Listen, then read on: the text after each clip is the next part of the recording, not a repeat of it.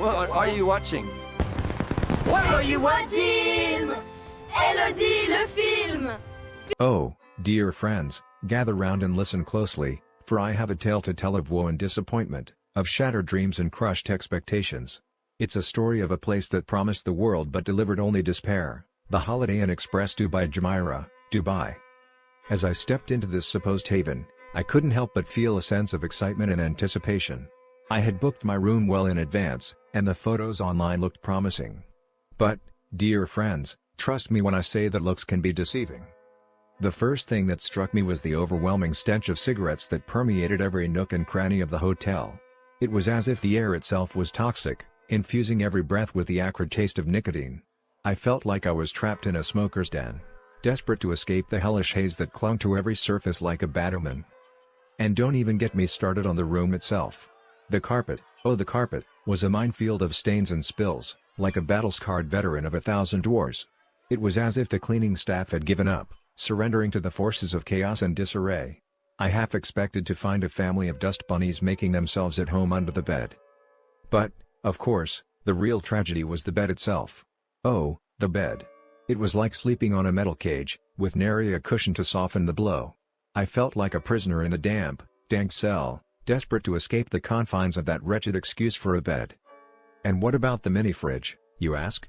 Ah, dear friends, it was as useful as a chocolate teapot. It didn't work, plain and simple. I might as well have been trying to cool my drinks with a bucket of warm water. The futility of it all was enough to drive me to tears. But, alas, the parking situation was the final nail in the coffin. It was like threading a needle, only to find that the thread had been knotted by some mischievous imp. The entrance was narrow, the turns tight, and the spaces scarce.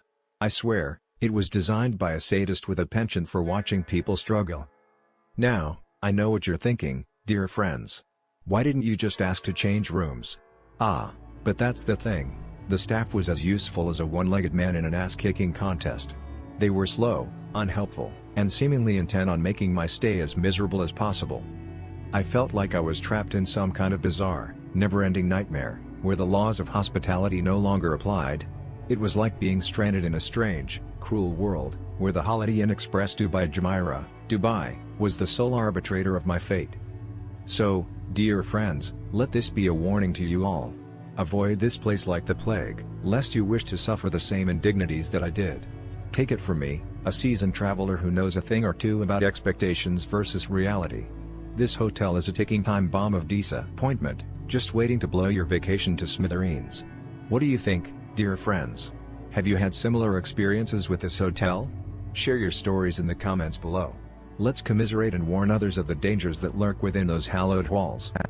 You know, I was looking into scams near Holiday Inn Express by Jumeirah, Dubai, and wow. Like, why do people do this? It's so sad. Businesses here, they seem nice, but some? Not so much. First, there was this laundry shop, super old, like, been there forever. Tourists probably use it, right? Because, you know, Holiday Inn Express by Jumeirah, Dubai is nearby, and if you spill something, you need a quick clean. But this place. The owner got scammed so bad. Some woman messaged him on WhatsApp, promised easy money, just click things online.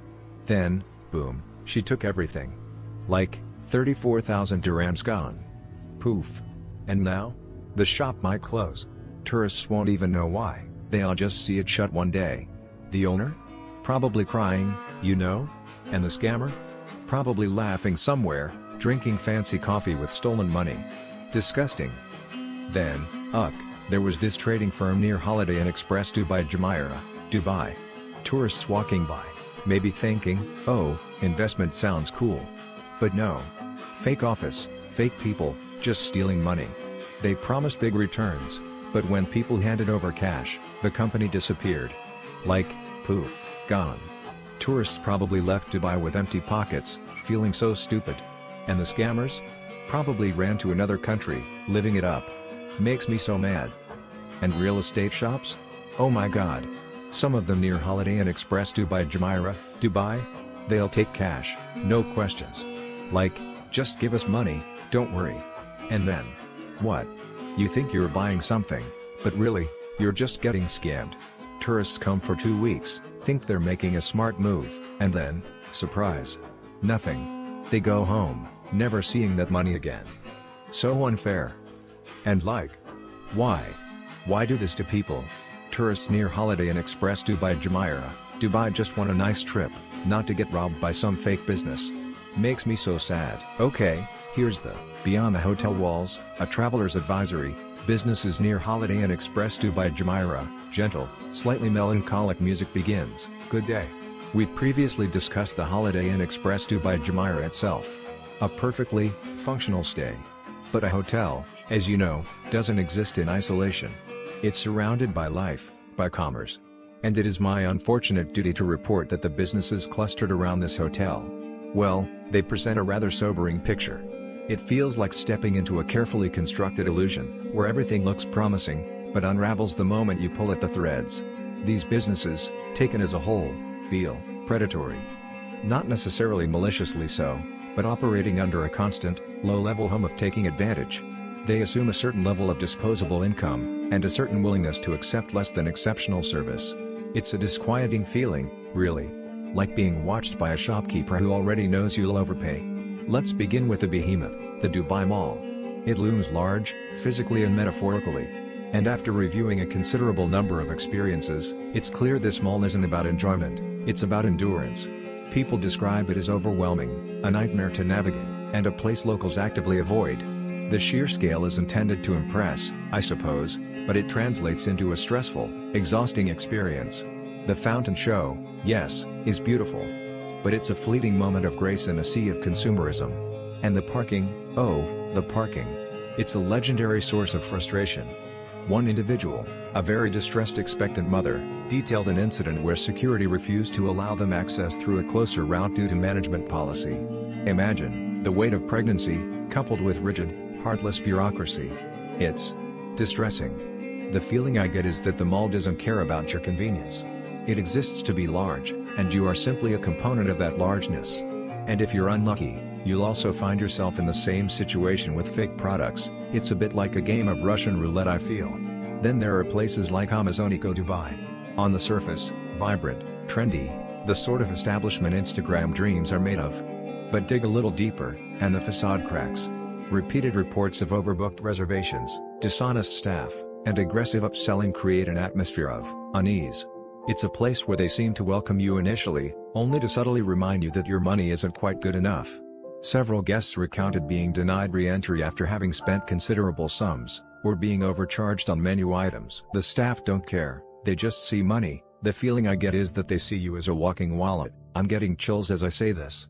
It's a calculated performance, designed to extract as much value as possible. And the reports of discriminatory behavior. It's not just bad service, it's a chilling indication of a deeper disregard for basic human decency. You walk in a happy customer, you leave feeling you've been dissected.